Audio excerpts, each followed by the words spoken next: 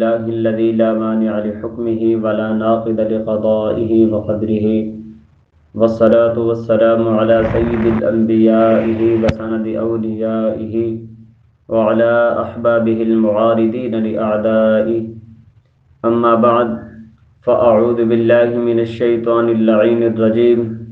بسم الله الرحمن الرحيم. فاسألوا أهل الذكر إن كنتم لا تعلمون.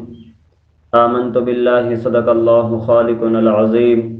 الصلاة والسلام عليك يا سيدي يا رسول الله، وعلى آلك وأصحابك يا سيدي يا حبيب الله. أشهد أنك رسول الله صلى الله تعالى عليك وسلم. أشهد أنك رسول الله صلی اللہ تعالی علیہ وسلم. میں انشاءاللہ العزیز بہت ہی کم وقت میں آپ کی توجہ کے ساتھ یہ ثابت کروں گا کہ ختم اللہ علی قلوبہم وعلی سمعہم وعلی ابصارہم غشاوۃ ولہم عذاب عظیم. اس آیت کے تحت کون لوگ داخل ہوتے گئے اور اس آیت کے زمرے میں کون سا ایسا مسلک ہے جو داخل ہوتا گیا، یہ آپ کی توجہ کے ساتھ چند ہی منٹوں میں ثابت کر کے رکھنا چاہتا ہوں، مگر آپ کی توجہ چاہوں گا. اللہ رب العزت سے دعا ہے کہ پروردگار اپنے پیارے محبوب صلی اللہ تعالی علیہ وسلم کے نعلین پاک کے تصدق سے حق کو سچ بیان کرنے کی توفیق عطا فرمائے، اور بالخصوص اہل سنت کے لوگوں کو، سادہ لوگوں کو اپنا عقیدہ محفوظ رکھنے کی بھی توفیق عطا فرمائے. اپنے آپ کو اہل حدیث کہلوانے والے، حدیث کے اہل کہلوانے والے وہابی لوگ، انہوں نے ایک کانفرنس منعقد رکھی جس میں انہوں نے ہر ایک اشتہار پر یہ لکھا کہ آنے والوں میں سے جو بھی سوال کرے گا، جس طرح کے بھی سوال کرے گا، اس کے ہر ایک سوال کا اسے جواب فقط قرآن و حدیث کی روشنی میں اسے دیا جائے گا. انہوں نے وہ اپنے اشتہارات چاروں اطراف لگا دیے اور ہر ایک اشتہار پر انہوں نے یہ لکھا ہوا تھا، علن اعلان کھلا کر کے انہوں نے یہ لکھا ہوا تھا. جب یہ شور و غل مچ گیا، چاروں اطراف میں ہنگامہ مچ گیا، تو چند سنی طلباء کو جب یہ خبر پہنچی، انہوں نے کہا کہ جب یہ انہوں نے اعلان کر رکھا گیا کہ آنے والوں میں سے جو بھی آئے گا، جس طرح کا بھی سوال کرے گا، فقط اسے قرآن و حدیث کی روشنی میں ہی اسے جواب دیا جائے گا. انہوں نے بہت تیاری کرنے کے بعد انہوں نے یہ کوشش کی، اچھی نیت کی کہ ہم ان کی اسٹیج تک جب پہنچیں گے اور ان سے یہ چند سوال کریں گے. وہ اپنے سوال لے کر گئے اور وہ یہ سمجھتے تھے کہ ہر ایک سوال کا جواب قرآن و حدیث سے نہیں ملتا. جب انہوں نے یہ اچھی نیت کرنے کے بعد اللہ رب العزت نے ان کی اس نیت کو اور ان کی اس کوشش کو رنگ لایا. وہ ان کی اس اسٹیج تک جا پہنچے جہاں پر لوگوں نے سوال کرنے تھے اور ان کے مفتیان کرام بیٹھے ہوئے تھے، انہوں نے ان کے ہر ایک سوال کا جواب دینا تھا. تو احباب ذی وقار جب جا پہنچے وہ سنی چند طلباء، انہوں نے جب ان کے مفتیان کرام نے ان روحانی اور وجدانی نورانی چہرے والے سنی بچوں کو جب دیکھا تو ان کے چہروں پر 12 بجنے شروع ہو گئے کہ یہ کہاں سے آ گئے ہماری مجلس میں، ہماری کانفرنس میں یہ کیسے داخل ہو گئے. انہیں سکتہ طاری ہونے لگ گیا. مگر انہوں نے جب شور و غل کیا تو منتظمین نے کہا کہ جیسے تم نے اشتہارات پہ لکھا ہوا ہے کہ جو بھی آئے گا، جس طرح کا سوال کرے گا، ہم نے ان کے سوالوں کا جواب جو ہے قرآن و حدیث کی روشنی میں ہی ان کے ہر ایک سوال کا جواب دیں گے. اب اگر یہ بچے بھی سوال کریں گے تو تم نے ان کے سوالوں کا بھی جواب دینا گئے. تو ان چند سنی بچوں میں سے ایک بچہ بول پڑا. وہ فرمانے لگا کہ مفتی صاحب ذرا یہ تو بتلاؤ کہ بھینس کو عربی میں کیا کہتے ہیں، بھینس کو عربی میں کیا کہتے ہیں. ان کے بہت بڑے مفتی نے کہا کہ جی بھینس کو عربی میں کہتے ہیں جاموس. دوسرا بچہ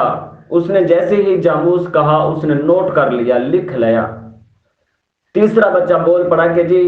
بھینس کو عربی میں تو جاموس کہتے ہیں، ذرا یہ تو بتاؤ کہ یہ لفظ جاموس قرآن پاک کی کس آیت سے ثابت ہو رہا ہے؟ کس آیت میں قرآن پاک کی آیت میں یہ لفظ جاموس آیا ہے؟ وہ آیت پڑھ کے لوگوں کو بھی سنا دیں اور ہمیں بھی سنا دیں، ہمیں علم ہو جائے گا، معلوم ہو جائے گا، ہمارے علم میں اضافہ ہو جائے گا۔ تو ان کا وہ بہت بڑا مفتی کہنے لگا کہ جی قرآن کی تو کوئی اس طرح کی آیت نہیں ہے کہ جس میں لفظ جاموس آیا ہو۔ سنیوں کا پہلا بچہ وہ پھر بول پڑا، اس نے فرمایا کہ حضرت جی چلیں قرآن پاک میں تو آپ نہیں تلاش کر پائے، قرآن پاک کی کوئی اس طرح کی آیت نہیں ہے جس میں لفظ جاموس آیا ہو۔ حضور علیہ الصلوۃ والسلام کا ایسا فرمان پڑھو جو صحیح بخاری میں ہی موجود ہو جس میں لفظ جاموس آیا ہو۔ اس نے کہا صحیح بخاری میں تو کوئی اس طرح کی حدیث پاک نہیں ہے جس میں حضور علیہ الصلوۃ والسلام کے جس فرمان میں لفظ جاموس آیا ہو۔ تو پھر اس بچے نے کہا کہ جب قرآن میں بھی آپ کے پاس دلیل نہیں ہے اور حدیث میں بھی بخاری شریف میں آپ نے تو یہ دعویٰ کر رکھا گیا کہ کچھ لوگ تمہیں ہدایت سے تمہارے مسائل کے جواب جو ہوتے ہیں، تمہارے سوالوں کے جواب جو ہوتے ہیں تمہیں ہدایت سے دیتے گئے، کچھ لوگ تمہیں قدور شریف سے دیتے ہیں اور کچھ لوگ تمہیں بہار شریعت سے دیتے ہیں، کچھ لوگ تمہیں نور الذات سے تمہارے سوال کا جواب دیتے گئے، مگر ہم تمہیں یا تو قرآن سے تمہارے سوال کا جواب دیں گے یا صحیح بخاری، صحیح مسلم شریف، ابو داود شریف، نسائی شریف، جامع ترمذی شریف، ان مدلل کتابوں سے جو ہے سیاستہ سے ہے ہم تمہیں تمہارے ہر ایک سوال کا جواب دیں گے، مگر تم نہ تو صحیح بخاری سے ہمیں دلیل دے پا رہے ہو، نہ تمہارے پاس اللہ رب العزت کے فرمان سے کوئی ایسی دلیل ہے کہ جس میں لفظ جاموس آیا ہو، تمہارے پاس تو کوئی ایسی دلیل ہی نہیں ہے، مگر پھر بھی تم کہتے ہو کہ وہ جاموس، وہ بھینس حلال ہے، تم اس کا گوشت کھاتے بھی ہو جس طرح ہم گوشت کھاتے گئے، تم اس کا دودھ پیتے بھی ہو جس طرح ہم اس کا دودھ استعمال کرتے ہیں، تم اس کے دودھ کی لسی بھی پیتے ہو جس طرح ہم وہ استعمال کرتے ہیں، تم اس کے دودھ کے وہ بنا ہوا مکھن بھی کھاتے ہو جس طرح کہ ہم وہ استعمال کرتے ہیں، جو کام گویا ہم کرتے ہیں وہی کام تم کرتے ہو، مگر فرق یہ ہے کہ ہمیں ہمارے فقہا نے بتلایا ہے، ہمیں ہمارے محدثین نے بتلایا ہے کہ جس طرح وہ گائے حلال ہے اسی طرح یہ بھینس بھی حلال ہے۔ ہم نے تو ان کے فرمان کا جب ہمارے سامنے ان کا وہ فرمان پہنچا، ہم نے تو سر بتسلیم خم کر لیا کہ جس طرح وہ گائے حلال ہے اسی طرح بھینس بھی حلال ہے، مگر تم نے تو یہ دعویٰ کر رکھا گئے کہ ہم صرف مانتے ہی قرآن و حدیث گئے، قرآن و حدیث کے علاوہ ہم مانتے ہی نہیں ہیں، قرآن و حدیث میں تو تمہارے پاس دلیل نہیں ہے، تو پھر تم کیسے کہہ سکتے ہو کہ یہ بھینس حلال ہے؟ لہذا تمہارے نزدیک یہ بھینس نہیں حلال ہونی چاہیے۔ جب یہ ان کی بولتی بند ہوگی، ان کے بہت بڑے مفتی کی، ان کے چہرے پر جب 12 بجنے شروع ہو گئے، جب ان کے پورے مجمع پر سکتہ طاری ہو گیا، ایسے لگنے شروع ہو گیا کہ جیسے فوتگی ہو گئی ہے، فوتگی کا گھر جس طرح ہو جاتا گئے ویسے ہی لگنا شروع ہو گیا، تو ان کا ایک بہت بڑا دوسرا مفتی آ کر کہنے لگا کہ جی ہمارے پاس یہ کوئی دلیل نہیں ہے کہ ہم قرآن سے ثابت کریں یا ہم حدیث سے ثابت کریں، بلکہ ہم نے بھینس کو قیاس کیا ہے، گائے پر ہم نے بھینس کو قیاس کیا ہے، قیاس کرنے کے ساتھ ہم کہتے گئے کہ جس طرح وہ گائے حلال ہے اسی طرح یہ بھینس بھی حلال ہے۔ سنی بچہ اللہ اس کو لمبی زندگی عطا فرمائے، اس نے فرمایا پھر تو مسئلہ ہی حل ہو گیا ہے۔ اگر سنی، حنفی، بریلوی کوئی بھی اگر چیز کو چیز پر قیاس کر لے تو اپنے آپ کو اہل حدیث کہلوانے والے، حدیثوں کے اہل کہلوانے والے وہابی لوگ وہ کہتے گئے کہ یہ جی بدعت ہے، یہ شرک ہے، یہ گمراہی ہے، یہ کافر ہو چکا گئے، اس طرح کے تم فتوے لگانا شروع کر دیتے ہو۔ اگر تم چیز کو چیز پر قیاس کرو تمہارے اوپر فتوے نہیں لگنے چاہیے۔ پھر اس سنی بچے نے کہا اب تو مسئلہ ہی حل ہو گیا ہے۔ دوسرا سنی بچہ فرمانے لگا کہ چلیں جی تم نے قیاس کیا ہے، کس پر قیاس کیا ہے یہ تو بتلائیں۔ ان کا وہ بہت بڑا مفتی جو دوسرا آیا اس نے کہا کہ ہم نے گائے پر قیاس کیا ہے۔ وہ بچہ فرمانے لگا کیسے قیاس کیا ہے؟ کہنے لگا جس طرح گائے کی 4 ٹانگیں ہوتی ہیں اسی طرح بھینس کی بھی 4 ٹانگیں ہیں، جس طرح اس کے 2 کان ہوتے ہیں گائے کے اسی طرح بھینس کے بھی 2 کان ہیں، جس طرح اس کے 2 سینگ ہیں اسی طرح اس کے بھی 2 سینگ ہیں، اس لیے ہم نے کہا وہ گائے حلال ہیں، اس کا دودھ بھی پیا جاتا ہے، مکھن بھی کھایا جاتا ہے، لسی بھی پی جاتی ہے، استعمال کی جاتی ہے، اس وجہ سے ہم نے کہا جیسے وہ گائے حلال ہیں اسی طرح کیونکہ اس کی بھی 4 ٹانگیں اس کی بھی 4 ٹانگیں، اس کے بھی 2 کان اس کے بھی 2 کان، اس کی بھی 2 آنکھیں اس کی بھی 2 آنکھیں، اس وجہ سے ہم نے کہا یہ بھینس بھی حلال ہے۔ وہ پھر سنی بچہ وہ فرمانے لگا تو پھر تو اس کتیا بیچاری کا کیا قصور ہے جس کی اس گائے کی طرح 4 ٹانگیں بھی ہیں، اسی کی طرح 2 آنکھیں بھی ہیں، اسی کی طرح 2 کان بھی ہیں، تو پھر اس کتیا بیچاری کا کیا قصور ہے؟ تم اس گائے پر بھینس کو قیاس کر کے گائے کی طرح بھینس کو تو حلال کہہ رہے ہو، اس کا گوشت بھی کھا رہے ہو، سب کچھ اس کا استعمال کر رہے ہو، پھر اپنے لوگوں کو اور اپنے آپ کو خود اپنے آپ کو اس بیچاری کتیا کے دودھ سے اور اس کے گوشت کے اس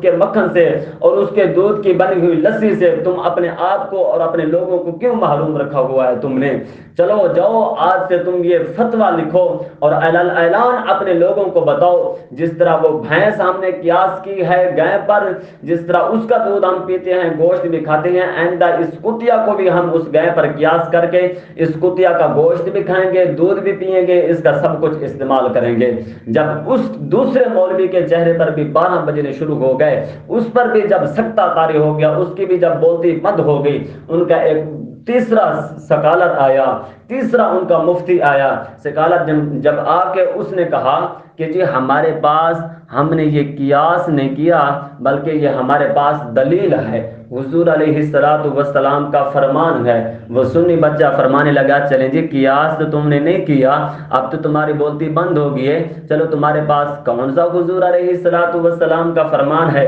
کہنے لگا کہ جی حضور علیہ السلام کا فرمان ہے ہر وہ جانور جو پنجے سے شکار کرے اس کا گوشت حرام ہے، اور ہر وہ جانور جو داڑھ سے شکار کرے اس کا گوشت بھی حرام ہے، وہ جانور بھی حرام ہے، لہذا یہ بھینس نہ تو پنجے سے شکار کرتی ہے اور نہ ہی داڑھ سے شکار کرتی ہے، لہذا اس کا گوشت بھی حلال، اس کا دودھ بھی حلال، اس کا مکھن بھی، اس کا سب کچھ حلال گئے، اس وجہ سے ہم کہتے گئے یہ بھینس حلال گئے۔ پھر سنی بچہ اللہ اسے لمبی زندگی عطا فرمائے، اللہ اسے علم نافع عطا فرمائے، اللہ اس کو اپنے علم پر عمل کرنے کی توفیق عطا فرمائے، عالم بعمل بنے، اللہ پاک اسے لمبی زندگی عطا فرمائے۔ اس نے فرمایا پھر اس بیچارے گدھے کا کیا قصور گئے؟ نہ تو وہ اپنی داڑھ سے شکار کرتا گئے اور نہ ہی وہ پنجے سے شکار کرتا گئے، تم نے تو کہا بھینس نہ تو داڑھ سے شکار کرتی گئے نہ ہی پنجے سے شکار کرتی گئے، تم نے حضور علیہ السلام کا فرمان ہمیں سنا دیا گئے، لہذا یہ دونوں چیزیں اس بھینس میں نہیں پائی جا رہی۔ اس سنی بچے نے کہا جیسے یہ دونوں چیزیں بھینس میں نہیں پائی جا رہی اسی طرح یہ دونوں چیزیں گدھے میں بھی نہیں پائی جا رہی، جس طرح تم بھینس کو حلال کہتے ہو، حلال ٹھہراتے ہو، اسی طرح تمہیں چاہیے کہ تم اس گدھے کو بھی حلال ٹھہراؤ۔ پھر ان پورے بھرے مجمع پر سکتہ طاری ہو گیا، وہ مرنے کے قریب جا پہنچے، وہ خود ان کا وہ بڑا مفتی بھی جو تیسرے نمبر پر آیا تھا اس کی بھی بولتی بند ہونا شروع ہو گئی، پھر وہ بول پڑا، کہنے لگا کہ جی میرے مراد وہ جنگل کا گدھا ہے، شہر کا گدھا نہیں ہے، میں دلیل دیتا ہوں، حضور علیہ السلام کا فرمان ہے، کہنے لگا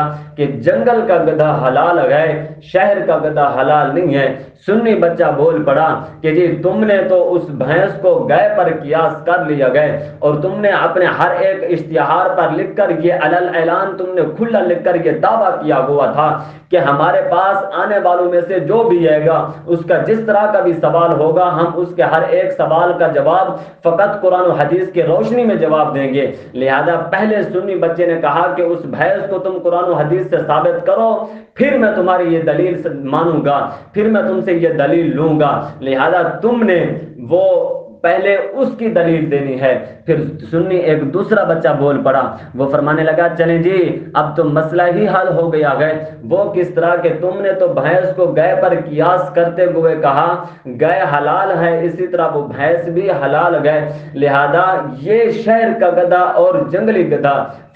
صرف فرق اتنا گئے، دونوں گدھے ہیں، نام بھی ان کا ایک، جنس بھی ایک ہے، سب کچھ ان کا وہی ہے۔ جس طرح وہ شہر کا گدھا گئے اسی طرح وہ جنگل کا گدھا گئے، لہذا تم نے بھینس کو گائے پر قیاس کرتے ہوئے بھینس کو حلال کہا گئے، تمہیں اس میں کیا تکلیف پڑتی ہے، یہ تمہیں کیا مصیبت تمہیں لاحق ہوتی ہے؟ تم اتنا کیوں نہیں کہہ دیتے کہ فقط فرق تو اتنا گئے، جنگل کا گدھا حلال گئے، شہر کا گدھا تم کیوں کہتے وہ حرام ہے؟ اپنے آپ کو اور اپنے لوگوں کو تم نے اس کے گوشت سے اس کے دودھ سے کیوں محروم رکھا ہوا گئے؟ یہ کیوں نہیں تم کہتے کہ جس طرح جنگل کا گدھا حلال ہے اسی طرح شہر کا گدھا بھی حلال گئے، کہ ہم نے شہر کے گدھے کو جنگل کے گدھے پر قیاس کر لیا گئے، لہذا آج سے تم یہ اعلان لکھو فتویٰ اور یہ جاری کر دو اپنا فتویٰ کہ جس طرح جنگل کا گدھا حلال ہے اسی طرح شہر کا گدھا بھی حلال ہونا چاہیے، اس لیے کہ جنس بھی ایک ہے، نام بھی دونوں کا ایک ہے، تمہارے نزدیک کوئی فرق نہیں ہونا چاہیے۔ تم کہتے ہو جنگل کا گدھا حلال گئے تو پھر ہم کہتے گئے جس طرح جنگل کا گدھا حلال ہے اسی طرح شہر کا گدھا بھی حلال ہونا چاہیے۔ اس کے چہرے پر بھی اس کے تیسرے نمبر پر آنے والے ان کے تیسرے نمبر پر آنے والے مفتی کے چہرے پر بھی 12 بجنے شروع ہو گئے، پھر سے ایک مرتبہ ان کے پورے بھرے مجمع کو سکتہ طاری ہو گیا، ان کے پورے بھرے مجمع پر 12 بجنے شروع ہو گئے۔ ان کا ایک اور سکالر آ کر کہا کہ جی ہمارے پاس دلیل بھی نہیں ہے،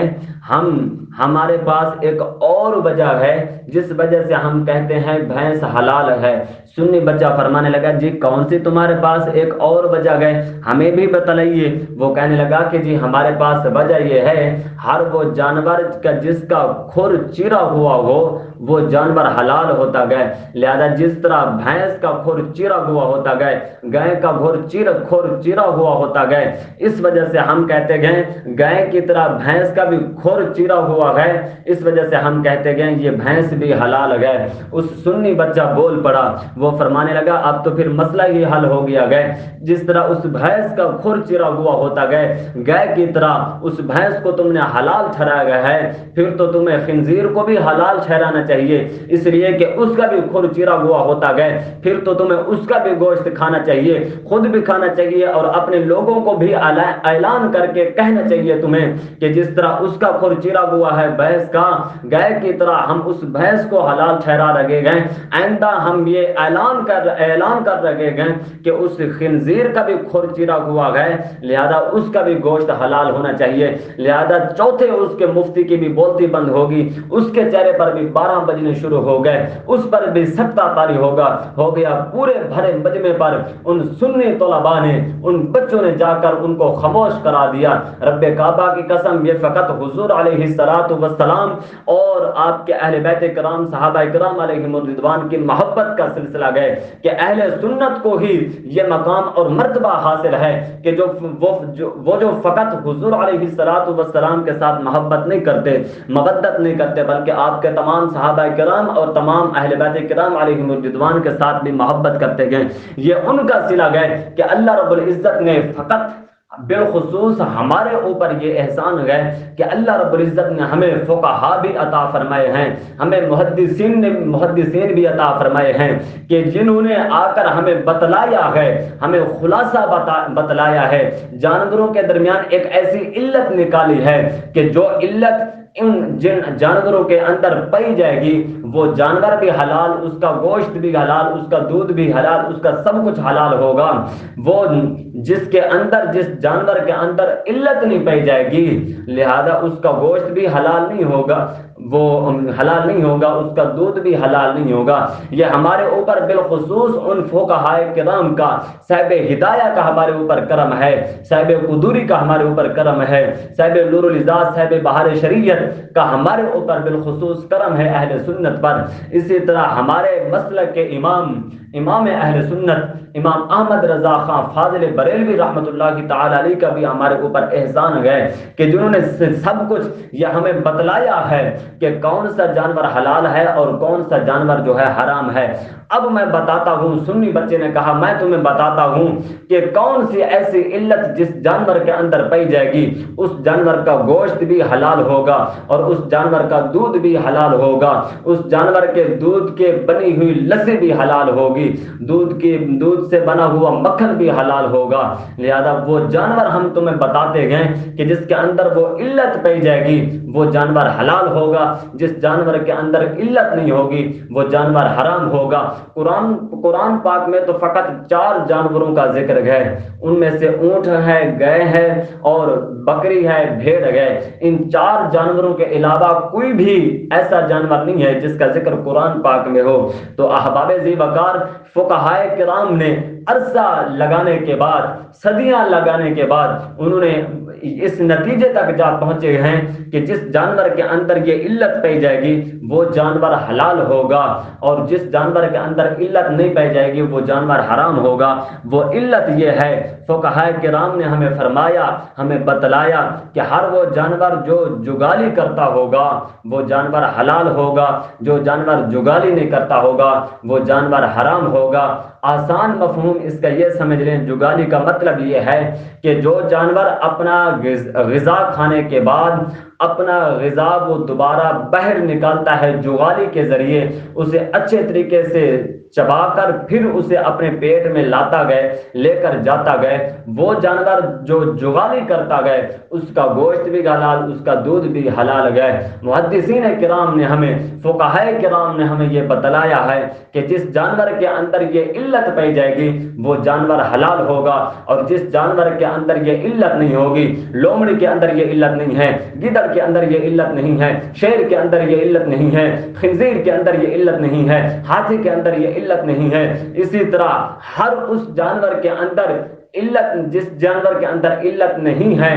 یہ علت نہیں ہے، اس جانور کو کوئی بھی نہیں کھاتا، مسلمان نہیں کھاتا۔ جس جانور کے اندر یہ علت نہیں ہے اس جانور کو کھایا جاتا گئے۔ اللہ رب العزت بالخصوص اہل سنت کے سادہ لوگوں کو، ان بدبختوں کے، ان منافقوں کے، اپنے آپ کو اہل حدیث کہلوانے والوں کے شر سے محفوظ فرمائے، اور بالخصوص اللہ رب العزت غیبانہ مدد فرمائے اہل سنت پر کہ اللہ رب العزت ان کو اپنے عقیدے پر مر مٹنے کی توفیق عطا فرمائے، اپنے عقیدے پر ڈٹے رہنے کی توفیق عطا فرمائے۔ اللہ رب العزت ہم سب کا حامی و ناصر ہو۔ بالخصوص اللہ رب العزت میرے ان جملوں میں